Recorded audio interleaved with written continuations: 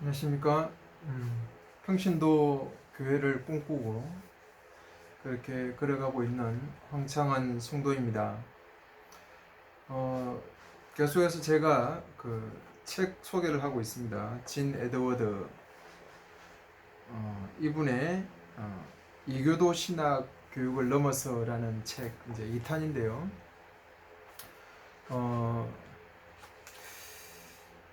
이분의 그 신학 교육의 어떤 그 개념은 결국은 신학교가 만들어진 배경이 그런 이교도의 어떤 그런 문화에서 넘어온 부분과 아울러서 예수 그리스도께서 가르쳤었던, 그리고 바울이 제자를 만들어서 하나님 나라를 이루어가는 방식의 흐름이 아니라 어떤 그 공간 안에 갇힌 어떤 대학이라는 그 곳에서 성경을 배워서 자격을 딴 어떤 그런 특별한 사람들, 지금 시대는 목사죠. 목사들에 의해서 교회가 세워져 가고 이루어져 가는 어떤 그런 방식들이 얼마나 잘못되었는지에 대한 그 배경 자체를 이제 이야기를 했습니다.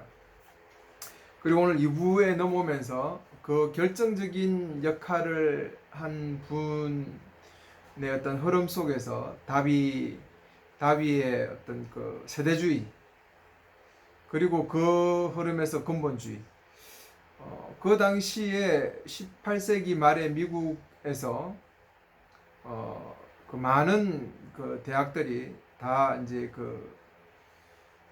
그런 자유주의적인 어떤 그런 신학으로 흘러가면서 실질적인 근본주의적인 흐름의 어떤 그 오직 성경이라는 개혁의 어떤 빛을 가지고 나왔던 그런 분들의 신학이 거의 외면을 이제 당하면서 대학에서 다 쫓겨나는 거죠.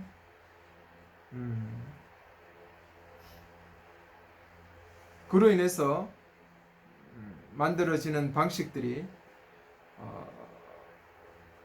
그런 성경학교, 그리고 무디 부흥신학의 어떤 관점의 토레이나 무디의 어떤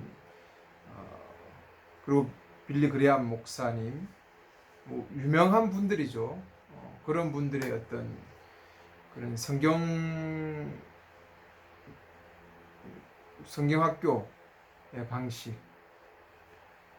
그리고 채플, 이런 방식들이죠. 그래서 뭔가 이제 대학에서 쫓겨났지만 이제 벗어났지만 오직 성경으로 바르게 돌아가자라는 어떤 근본주의적인 그 흐름들의 방식에 의해서 성경학교들이 세워져가고 그 안에 어떤 커리큘럼들이 만들어지겠죠. 성경을 배우고 또 세워가는. 그래서 그런 과정을 통해서 안에 교회 사역자들이 많아져 가는 부분들에 대한 이야기들을 이분이 쭉 이야기를 해갑니다. 그래서 그것이 얼마나 공동체적으로 하나님 나라를 이루어가고 신앙을 경험하는 방식들을 바꾸어 놓았는지, 결국은 구원시켜라.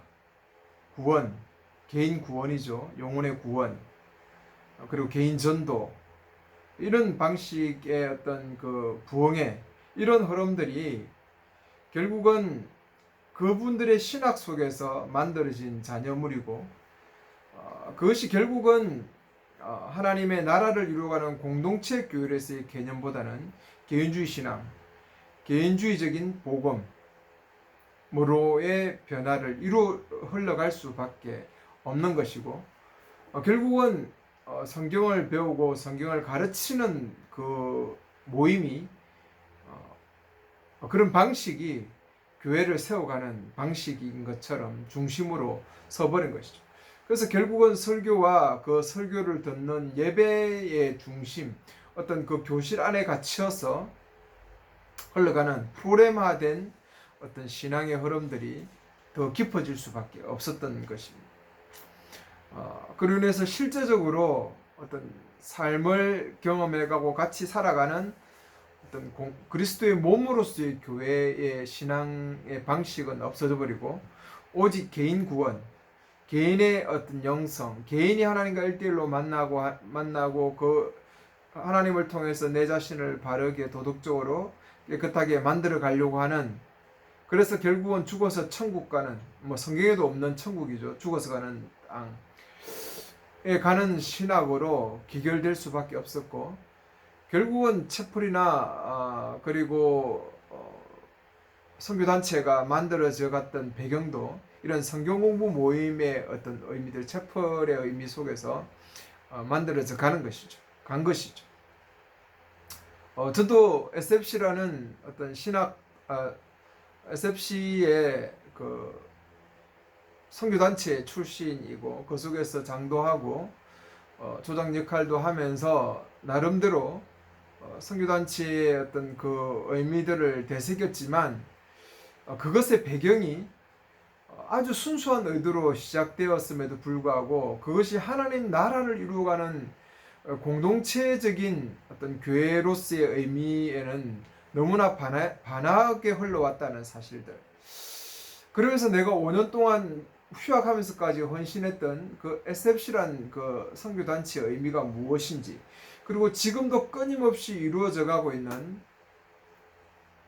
그 선교단체, 여러 성경 많은 어떤 하나님의 나라, 하나님의 그 뜻을 이루어 가려고 만들어지는 단체들의 의미들을 생각해 봅니다. 그리고 그것이 과연 하나님께서 꿈꾸셨던 그리스도의 몸을 세워가는 교회로서의 의미 속에서 탄생한 것들이고 지금도 그렇게 흘러가고 있는가를 상세히 바라보면 절대로 그렇지 않다는 것이죠. 운영 방식이나 운영해가는 흐름들이, 시스템들이 정말 성경이 말하고 있는, 신약교회가 말하고 있는 흐름과는 반대되게, 물론 피치는 하나님을 위해서, 하나님 영광을 위해서고 영혼들 구원이라는 그 흐름 속에 있지만 그 영혼 구원을 시켜라, 구원하라, 전도하고 선교하고 하는 이 부분이 얼마나 신약 성경과는 멀어져서 시작된 것인지에 대한 개념들을 사람들이 굳게 붙잡지 못하는 것이죠. 그러면서 많은 교회들과 선교단체가 결국은 영혼 구원이라는 그 패러다임 속에서 흘러가고 성경을 가르치면 그들이 온전한 그리스도인이라고 생각하는 착각 속에 빠져가고 있는 것이죠. 성경을 제대로 배워라. 물론 이것이 언약교회를 사는 나라를 이루어가는 방식에서 제1순위가 될 수 있습니다. 그러나 이것만 가지고는 절대로 하나님 나라를 이루어갈 수 있는 공동체를 만들 수가 없습니다. 바로 하나님의 말씀 속에서 하나님 나라를 이루어가는 그 방식, 예수 그리스도가 제자를 세웠던 방식과 그리고 바울이 8명의 제자를 세워가는 방식을 제대로 발견하고 그 흐름들을 쫓아갈 때 교회가 바른 삶의 바른 어떤 교회의 모습으로 굳건히 서갈 수 있다라고 하는 것이 이분의 이야기죠. 제가 선교단체를 비판하고 교회의 어떤 개인주의적인 흐름과 개인 영성을 비판했던 그 흐름과 이분의 이야기도 동일한 연장선 속에 있다는 것들을 다시 한번 발견하면서 같은 생각을 품고 걸어가는 사람들, 그리고 그 성경의 의미들을 그런 방식으로 찾는 분들의 눈에 이렇게 보이구나, 똑같은 어떤 그 흐름들을 보게 되구나 라는 사실들, 그리고 그들의 말이 동일할 수밖에 없구나라는 사실을 다시 한번 저도 발견하고 제 스스로도 놀라고, 또한 이분의 그 흐름 속에서 좀 더 깊이 있게 지금 교회가 가지고 있는 그 신학적 배경이 영혼 구원 그리고 개인 복음이 얼마나 위험하고 잘못된 것인가를 더 철두철미하게 느끼게 되는 것이죠. 그렇게 가르치고 더 열심을 내면 낼수록 오히려 그들을 하나님 나라의 흐름과는 멀어지게 만들고 있는 거죠. 예수님께서 그 신약 시대의 바리새인들을 향해서 말씀하십니다. 너희들은 전도도 하고 땅을 건너서 이렇게 전도하고 열심히 영혼을 구원해서 너 제자로 만들지만 베나드 지옥의 자식으로 만들고 있다. 그런 개념을 말씀하셨죠. 그 유대인들이 하나님을 향한 열정이 없었습니까? 아니요. 그들은 성경적으로 어떤 신학적으로 하나님에 대한 열심을 품고 있다고 착각했죠. 그들은 정말 열심히 하나님을 섬긴다고 생각해서 예수도 배척했습니다. 예수님의 그 말씀과 그 흐름을 자기들의 어떤 해석한 어떤 성경에 놓고 볼 때 예수님은 이단이었죠. 잘못된 분이었습니다. 그래서 예수님을 십자가에 못 박아 죽인 거예요. 하나님을 향한 열심이, 하나님을 향한 열정이. 여러분, 우리 교회 안에서 수많은 사람이 하나님을 사랑한다고 말하고 하나님을 위한다고 말하고 하나님께 영광을 이야기하면서 그들이 애를 씁니다. 그것이 더 무서운 것이죠. 그런 신학적 배경 속에서 개인주의 영성에 깔려서 하나님을 위하고 하나님의 영광을 위한다는 것은 오히려 더 배나 하나님 나라의 공동체로서의 교회를 이루어서 하는 몸으로서의 신앙생활을 더 방해하고 있는 것이죠. 더 열정적인 사람일수록, 더 영적인 사람일수록. 저는 이것이 너무 두려운 것입니다. 겁나는 것이죠. 정말 하나님을 위하고 예수를 위한다고 하는 사람들이 하나님의 그 흐름과 반하게 살아가면서 자기들은 하나님을 위한다고 생각하는 거예요. 너무 무서운 결과입니다. 그래서 정말 신약교회가 말하고 있는 그 하나님 나라를 이루어가는 공동체로서의 그 교회에 헌신하고 하나님의 계획과 동일선상에 서 있는지를 여러분 정말 판단하시면서 신앙생활을 해가야 돼요. 선교단체 안에서 많은 사람들이 영혼 구원을 위하고 그 공부한 시간을 쪼개내면서까지 성경 공부에 투자하면서 그 속에 다시 성경을 배우고 성경을 이야기하고 전도하고 세계 선교사로 나아가고 이런 헌신들을 합니다. 그러나 그것이 여전히 세대주의적인 흐름인 다비의 흐름이고 무디의 흐름이고 토레의 흐름입니다. 여러분, 그분들이 얼마나 부흥신학 속에서 부흥의 신학을 가지면서 얼마나 영혼을 사랑했고 영혼들의 구원을 위해서 기도했고 신실한 종들이었습니까? 그러나 그 흐름의 결과가 지금 한국교회고 그 흐름의 결과 속에서 개인신앙이 가지고 있는 이 교회의 엄청난 파국이죠. 결국은 교회가 만드는 그리스도인들 속에서는 이 사회에 온전한 영향력을 미칠 수 있는 사람들이 탄생하지 않습니다. 다 개인적인 어떤 흐름 속에서 살아가죠.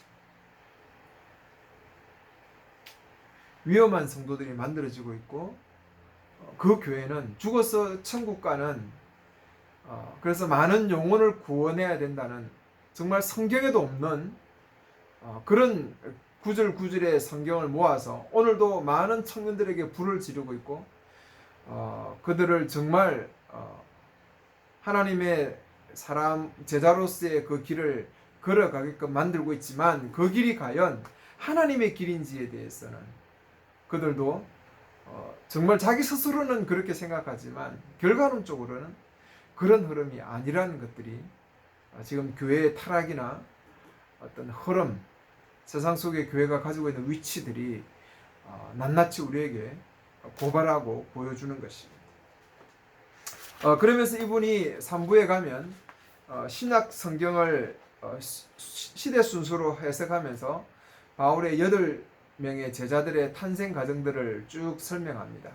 그래서 성경을 어떤 여기저기 하나의 구절들을 뽑아서 보는 게 아니라 쭉 역사적인 역사적인 시간 순서로 쭉 배열해 보니까 그 사람들이 바울의 제자가 되어가고 그 바울의 흐름 속에서 교회를 세워가는 방식들이 지금의 어떤 이 신학교와는 너무나 다르다는 것이죠. 그리고 철저하게 이들은 교회 탄생과 같이 함께하고 교회와 온전한 어떤 형제들로서의 삶을 경험한 사람들이고 바울의 죽음과 바울의 위협과 어떤 이런 모든 것들을 지켜보면서 그 속에서 그들의 삶 속에서 녹아있던 사람들의 어떤 그 교회와 같이 만들어져가 지도자도 교회와 그 교회와 같이 만들어져가는 것이죠. 같이 형제들로서 살아가는 그 몸으로서의 교회를 경험한 사람들 속에서 하나님의 제자들이 키워져가고 만들어져가는 이 흐름. 성경을 바르게 배우는 것과 아울러서 정말 중요한 것이 교회에서 그 몸으로서의 어떤 신앙, 몸으로서의 경험하는 신앙을 체험해가는 그것이 너무나 중요하다라는 부분들을 이분은 강조하고 있습니다.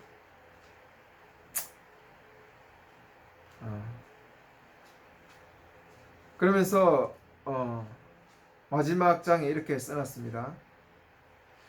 만일 당신이 신학교가 정해놓은 전 과정을 수료하게 된다면 제도권 교회가 선사하는 모든 자격과 권리가 당신에게 부여될 것이다. 그러나 도저히 당신이 거기를 갈 수 없다면 제도권 교회에는 존재하지 않는, 아니 존재할 수도 없고 절대로 그 주변에 얼씬도 하지 않는 한 사람, 바로 그가 어디에 있는지 수순해 보라.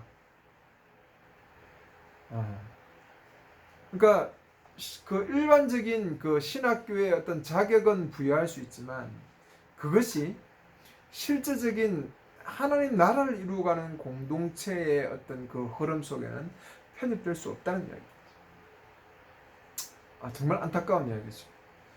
제 제자들이라고 말하는 사람들도 결국은 제가 신학교를 가지 말라고 했지만 그들이 신학교를 갔습니다. 저는 그 흐름이 어떻게 흘러갈 것이고 그들이 결론을 어떻게 맺고 어떤 삶을 살 것인지를 저는 알았습니다. 그리고 제가 꿈꾸려고 했던 평신도 교회와는 너무나 다른 길을 갈 것이고 또한 성경을 바라볼 것이고 그런 삶을 살 것이죠. 그들이 선교사로 나간다면 그들은 똑같은 고신교회를 하나 세워놓을 겁니다. 그러면서 그들은 오직 하나님의 어떤 일을 했다고 목숨을 바쳐서 했다고 자부할 수 있죠.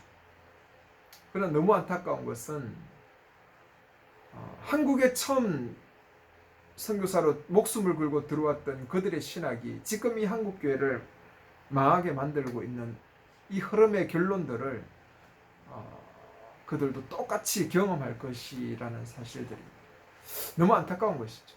영혼 구원, 죽어서 가는 천국, 영혼을 구원하자라는 그들의 목표가 얼마나 성경과 빗나가고 있는 건지에 대해서 모르는 것이죠. 저는 그것이 너무 안타깝죠. 저도 선교단체를 했고 지금도 많은 사람들이 선교단체에 헌신하고 있습니다. 간사로서 헌신하고 그것을 직업으로 삼고 살아가는 사람도 많아요. 그 한 사람 한 사람들은 다 얼마나 신실한 사람들입니까? 그러나 그들이 어디 위에 세워져 있는지, 어떤 신앙을 하고 있고 어떻게 하나님을 위한다고 그들은 기도하고 눈물 흘리고 찬양하고 감격하지만 그들이 도달하고 있는 결론들, 만들어낼 흐름들이 뭔지에 대해서 잘 모르고 있는 것 같습니다. 오직 영혼 구원이겠죠. 근데 하나님은 절대로 영혼 구원을 위해서 하나님의 어떤 그 계획을 이루어 가신 일이 없습니다. 그것은 개인주의적 신앙에 물든 복음주의와 부흥주의와 근본주의적인 그 흐름 속에서 흘러나올 수밖에 없었던 것들이.